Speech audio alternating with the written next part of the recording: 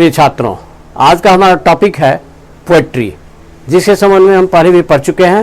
और फिर एक बार सुन लीजिए। Poetry is the art of expressing our feelings and expressing the nature of someone. हम किसी आदमी के नेचर को, किसी या अपने मन के भावों को जो हम व्यक्त करते हैं गेय के रूप में, कविता के रूप में, गाने के रूप में, इसको कहते हैं पोएट्री। ये पोएट्री कितने प्रकार के होते हैं, ये हमें जानकारी होना बहुत आवश्यक है, इसलिए कि हमारे आगे आने वाले क्वेश्चन में पूछे जाते हैं, पूछे जाएंगे भी।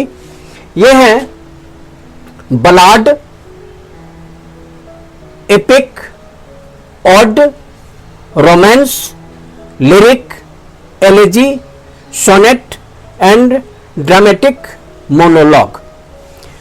जिस तरह से हिंदी में पढ़ते हैं सोरठा, रोला, चौपाई, दोहा, रस, श्रृंगार, अलग अलग कवि के संबंध में अलग अलग कविता को पढ़ते हैं जो हमें रुचि पैदा करता है। ठीक इसी तरह से इंग्लिश में हम जो लिखते हैं उसको कहते हैं ballad, epic, romance, ode, lyric, elegy, sonnet and dramatic monologue.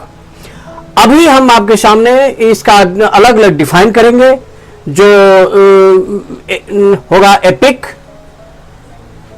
बलाड और लिरिक, इन तीन चीज का अभी हम डिफाइन करेंगे और बाकी फिर दूसरे वीडियोज में करेंगे ताकि ज्यादा लंबा ना हो सके और आपको इससे रुचि मिले, इंटरेस्ट मिले। हम इसके डिस्क्राइब करने जा रहे हैं। जो पहला है बलाड। बलाड है क्या चीज? It is A group song telling a story. जब हम किसी ग्रुप में कोई कहानी को गीत के रूप में देख करके कहते हैं, गाते हैं, जिसको हम व्यवहारिक भाषा में उसको कोरस कहते हैं, यही है। It is group song telling a story. It usually based on sad, painful, using a stanza called ballad stanza, which 4 lines form a unit. Hindi में जो 4 पंक्ति का जो कविता होता है उसको क्या कहते हैं? चौपाई। 2 पंक्ति का होता है उसको कहते हैं दोहा। इसी तरह से इसको 4 पंक्ति का होता है इंग्लिश के स्टेंजा में, उस स्टेंजा को कहते हैं ballad. Ballad were very popular during the middle age. पुराने समय में जैसे आल्हा रुदल की कहानी को हम गीत के रूप में सुनते हैं टीवी में या लोगों के मुंह से, जिसे हम बलाड कहते हैं। नेक्स्ट है एपिक।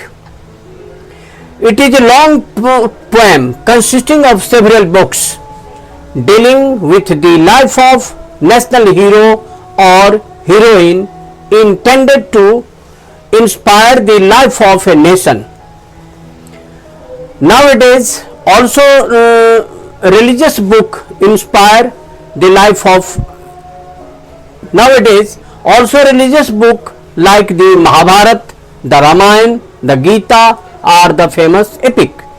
Epic को हम शाब्दिक भाषा में धार्मिक पुस्तक भी कहते हैं, जिसमें नेशनल हीरो उस समय में, महाभारत के समय में कृष्ण, अर्जुन, दुर्योधन, इस सब का वर्णन उसमें मिलता है। तो ये धार्मिक पुस्तक है जिसे हम आज गेय के रूप में पढ़ते हैं और जानते हैं, जिसे हम एपिक कहते हैं। रामायण में राम के चरित्र का वर्णन हम उस समय के नेशनल हीरो के रूप में जानते हैं, दशरथ के विषय में जानते हैं, लक्ष्मण के विषय में जानते हैं, पढ़ते हैं। तो ये उससे हम एपिक कहते हैं। The Ramayana, the Gita, the Mahabharata is an epic. Romance.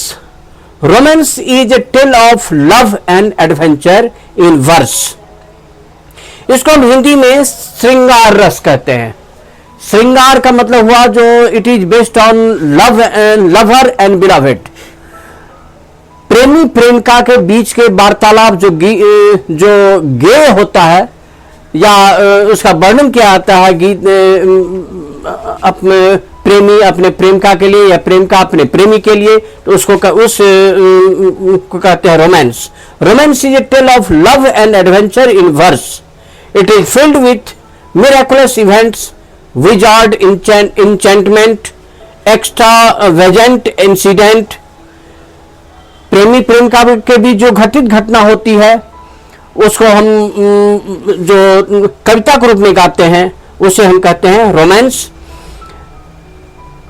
Extravagant, it is also dealt with the tale of passionate lovers.